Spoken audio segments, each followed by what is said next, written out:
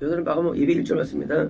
그들은 제자들이며 예수님께서 배 오르시자마자 바람이 멈춘 것 때문에 신기하잖아요. 막 바람 부는데 타자마자 멈췄은 거예요. 그러면 이제 어떤 신령한 것이죠. 놀라운 일이죠. 그러니까 이제 멈추니까 심히 지나치게 속으로 놀랐으며 놀랄 수밖에 없죠. 그리고 기이했습니다. 이 기이하게 되는 것은 영적인 표적이나 이적에 대한 우리 반응이죠. 영적인 놀라워하는 거죠. 그러니까 이제 영적인 흥분을 자하는 것입니다. 그들의 빵에 대해 깨닫지 못했기 때문입니다. 희한해요. 아니 지금 이 빵과 무슨 상관입니까? 바다에 있는 게. 자, 빵 이 5개하고 물고기 2마리로 5,000명이 먹였죠. 자, 근데 못 깨달았다는 거 그러요. 뭘 못 깨달았냐 그겁니다. 뭘 못 깨달았죠? 이분은 빵을 많이 만드시는 분이야? 그걸 못 깨달은 건가요? 이분이 기적의 하나님이야? 기적이 뭐냐? 그거 못 깨달은 거야? 아니죠.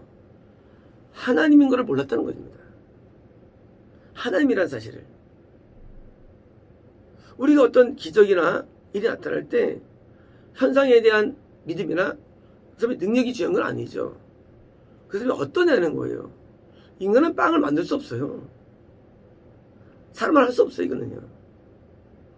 만약 오늘날 누가 오병을 했다면 그 사람은 사람이 아닐 거예요. 하나님이지. 왜요?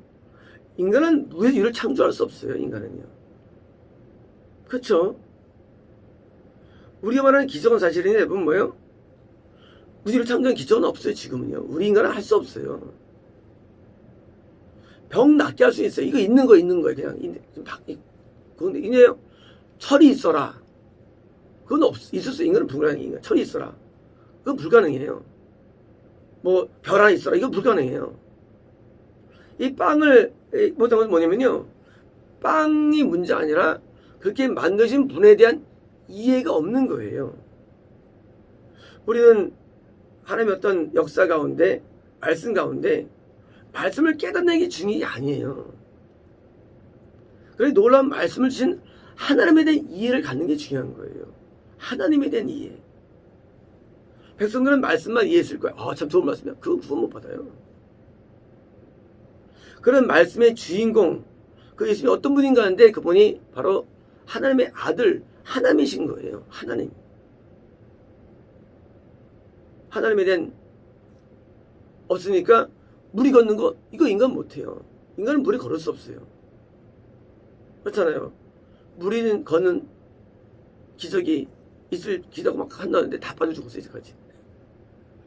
한 번도 다 산 적이 없어요. 다 죽었어요. 물 빠져가지고. 하나님이기 때문에 물을 걸 수 있는 거예요. 하나님이기 때문에. 우리가 믿는 하나님 예수님을 이해할 때 호칭이 많죠. 친구라는 호칭, 주님, 그래서 많지만 뭐예요? 예수님 하나님이세요. 하나님의 이름을 부를 때 우리는 하나님의 경건함으로 하나님을 부르는 것입니다. 여러분 친구처럼 가까이 오셨고 우리에게 나타나신 분이십니다. 하지만 예수님은 하나님이세요. 예수님은 표현도 맑은 물소리 같고 굉장히 인간같이 느껴져요. 또 모습도 인간의 모습이에요. 사실 예수님의 모습 자체는요. 근데 왜요? 예수님은 하나님이에요. 그걸 못 깨달은 거예요. 누가 제자들이. 그러니까 어떻습니까? 그들의 마음이 굳어 있기 때문입니다. 뭐냐면요. 오병이어가 일어난 다음에 연속해서 물이 걷는 일이 나타났는데 제자들의 마음이 굳어 있다는 거예요. 굳은 게 뭘까요? 굳은 게. 원래 모든 거는 우리가 진리는 머리를 깨닫는 게 아닙니다. 진리는 마음에서 깨닫는 겁니다. 그래서 어려움이 있는 겁니다. 진리 깨닫는 게. 제가 진리 시작한다 그러죠. 이건 우리가 이제 막 조목조목 해가지고 이제 이거를 막 책을 만들어가지고 주는 게 아니에요. 이 언어로서 정답될 수 있는 게 없어요. 진리는요. 진리는 교리거나 어떤 요약된 책이 아니에요. 그건 진리 아니에요. 진리는 머리를 깨닫는 게 아니에요. 이미 그건 진리가 아닌 걸 증명해요. 그러면 사람들을 다 구원받습니다. 사람들이 책을 왜 씁니까? 너 이거만 네가 읽으면 구원받아서 교리책이 나오는 거예요. 구원받아요. 다른 제가 있습니까? 이거만 읽으면 더 좋아져. 좋아집니까? 안 좋아져, 인간. 좋아지잖아요. 아무리 책보다 안 좋아져요. 분당이나 노인계통들은 목사님이 설교할 때 보니까 책을 이제 매일 한 권씩 읽어요. 읽은 다음에 그 중에 좋은 책을 이제 요약해가지고 설교하는 거예요. 그게 분당이나 용인에 있는 목사님들의 설교 스타일이에요. 처음에 그게요, 굉장히 영이 전쟁같이 느껴져요. 재밌습니다. 새로운 정보가 들어오니까 매우 재밌어요. 그리고요, 실제로 성장하다고 느낌을 가져요. 느낌을 가져요. 성장한다. 왜? 이게 커지니까. 근데요, 이제 1년 지나면은요, 이상하다고 느낍니다. 10년 지나면은요, 패닉. 옛날에 어떤 분이 이제 같은 남성구역인데 자기가 이제 분당 쪽에 사시는데 교회를 이제 직접로 가신다는 말을 좀 들었습니다. 그래서 이제 가셔가지고 유명한 교회를 이제 다닌 거예요. 내가 알죠. 그러면 거기 가면 뭐 아무 효과 없는데. 한 6개월인가 다니시더니 우리 이제 연락을 했었거든요. 그분이 이제 거기 말씀은 좋은데 이게 안 변하는 거죠. 안 변하는 거. 그래서 그분도 오래 신앙을 하신 분인데 분명히 예배는 은혜로운데 느끼면은 이게 안 변하는 거예요. 왜일까요? 이 머리 진리가 되면 안 변합니다. 진리는 영에 들어갑니다. 변화가 되는 거예요. 아니면 사람은요, 나중에 패닉이 와요. 굳어있다 보니까 예수님을 대할 때 이 머리로 대하면 이거는 길이 없어요. 이 마음으로 대해야 됩니다. 우리가 말을 들을 때 마음으로 들으면은요, 듣는 거하고 그런 건 전혀 다른 세계예요. 우리 유튜브를 봅니다. 그러면 이제 뭐가 들어옵니까? 그 사람 말이 들어와요. 머릿속에. 그래서 의미가 없는 거예요. 그 사람의 마음이 나한테 전달되면 어떻습니까? 그때 변화가 있는 거예요. 근데 유튜브는 마음으로 전달되기가 한계가 있어요. 왜요? 이게 영상은 한계가 있어요. 근데요, 같이 오면은요, 앞에 앉으면요, 마음이 전달이 됩니다. 전달이. 그래서 변화가 있는 거예요. 그래서 예배는 참석해야 되고요. 거기 직접 가야 되는 거예요. 과거에 우리 선조들이 그렇게 교회당에 멀어도 새벽에 1시간, 2시간 걸어서 갔다 오죠.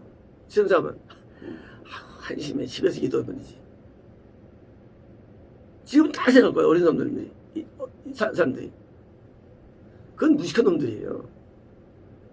거리가 1시간, 2시간 걸려도 가야 되는 거예요. 하면 어디든지 계시는데요. 하면 어디든지 안 계셔요. 어디든지 안 계세요. 계시면 그냥 교회 안 다녀도 돼요. 하나님은 계시지만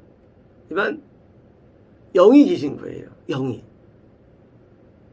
예수님은 사람 모양처럼 계시기 때문에 예수님이 함께하는 장소가 있고요.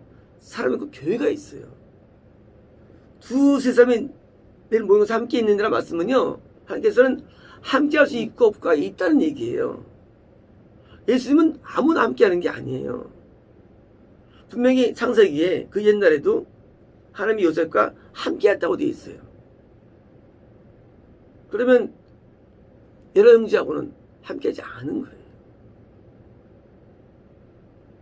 그래서 함께 하겠어요. 그게 만약에 어디 계신데 하면 그요 말이 안 돼요. 어디 계시는데 함께 하는데 왜 쓸 거야? 어디 계시는데 함께 하는데 뭡니까 그러면요? 그럼 그것이 그냥 은혜 만나고 좀 할까? 아니에요. 하나님 실제로 함께 할 수 있고 함께 할 수 없는 게 하나님의 세계예요. 그게 이제 교회들은 점점 더 다 침몰합니다. 왜 침몰하냐고요? 영상으로는 이게 영전달이 진리전달이 안 돼요. 전달이 안 돼요. 혼자 예배드리면 하나님이 임재 안 하세요. 우리가 처음 시작할 때 함께 말씀드려요. 하나님 3명 이하는 나는 그만둡니다. 왜냐면요 혼자는 임재가 안 돼요. 하나님 임재가 성님 안에 계시잖아요. 예배로 임재 다른 거예요. 예배로 임재. 예배로 임재가 안 돼요. 그러니까 뭘 필요가 없는 거예요.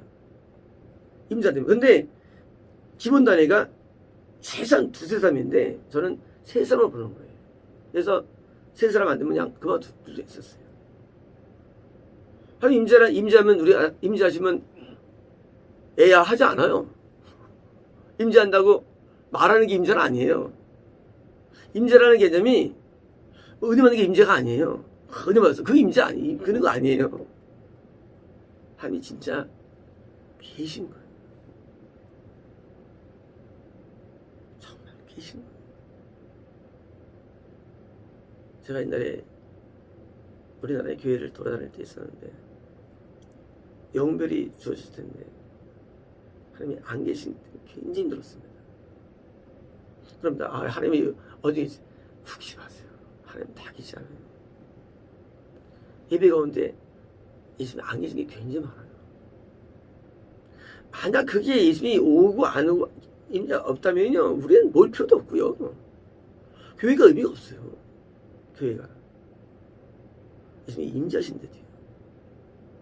지난번에 우리 그 최선들이 통배를 하는데 네가 거지 와도 같이 내가 정말로 와서 탄원하며 무릎 꿇고 엎드려라. 내가 여기 왜 임재하는지 아느냐? 그 하나님의 말씀이 맞는 말씀이에요. 걸어갔기 때문이 아니야. 자기의 추악함을 알고 깨닫고 내게 깊이 탄원하기 때문이야. 그래서 내가 임재하는 거야. 나왔죠. 하나님께서 우리 임재하시는 이유 뭐 걸어간 사람이 임재하시죠. 걸어버리니까. 하지만요 어떨 때로는 아직 속임 같은 이런 거지 같은 할지라도 정말로 하나님의 탄원하는 게서 임재하신대요. 그리고 하셔 뭡니까? 영적인 빵을 나눠주시고 그리고 뭐 하십니까? 지금처럼 모든 환난과 문제수를 건져주시고 임재하셔서 모든 우리의 소원을 이루어주시고 뭡니까? 영적인 주시고 실제 이게 나타나는 현상이래요. 가상이 아니에요. 신앙은요 리얼 실상이에요.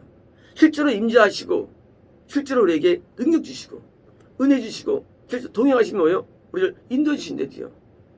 근데 그들의 마음이 굳어져 있어가지고 예수님이 하나님이신데 그것도 깨닫음이 없고 물이 올라올 때 놀란 거예요. 놀랄 이유가 없죠. 당연히 올라올 수 있죠. 하나님이시니까. 아직까지 마음이 덜 열린 거예요. 이제 우리는 말씀을 마음으로 받아들이고 그리고 마음에서 그리스도를 그러니까 말씀이 그리스도로서 우리 마음에 오가서 거듭남 있는 거고 구원 있는 거예요. 왜 거듭남이 일어나느냐? 말씀이 마음으로 들어오는 거예요. 예수를 통해서. 그래서 거듭나신 거예요. 그래서 막 통해드리는 거예요. 만약 말씀이 머릿으면 통이 안 일어나죠. 그냥 죄졌다. 난 죄인입니다. 하면 예수님이 벌이 고맙습니다 하고 끝나는 거예요. 왜 속죄 이론이 있느냐? 마음으로 안 받아서 그래요. 그걸 몰라서 그래요. 요즘 말씀이 마음으로 들어오면 보니까 통일합니다. 마음속에서. 왜요? 내 마음이 옥토가 되니까. 그래서 거듭남이 지금은 없어요. 왜 없느냐? 진리가 없어서 그래요. 거듭남조차 없어요. 오늘 시대, 오늘날의 시대예요. 영국이 과거에 웨슬레가 회심운동했어요. 막 겁나졌어요. 그게 감리교 스타트예요. 그게 없어요. 지금은요. 우리를 때로 겁이 많았죠. 이제 뭡니까? 이제 다 머리 신앙이에요. 그러니까 마음이 굳은 상태에서 살아갑니다. 굳으니까 이제 신앙하는데 아무 열매가 없는 것입니다. 아까 말씀드린 그 성도분이, 남자 성도분이 딴 교회로 가셨는데, 그게 이제 나중에 얘기 들었는데, 거기 가니까 또 뭐가 또 뭐 안 맞고 해가지고 또 나중에 또 하여튼 뭐 헤매신 걸 본 적이 있습니다. 교회가 멀어도 와야 되는데 멀리서 헤매는 거예요. 멀리서. 그래서 하루에 참교회 가서 이 마음의 변화를 받아가지고 뭡니까? 거기서부터 우리가 그때부터 이 신앙 싫었던 것입니다. 마치겠습니다.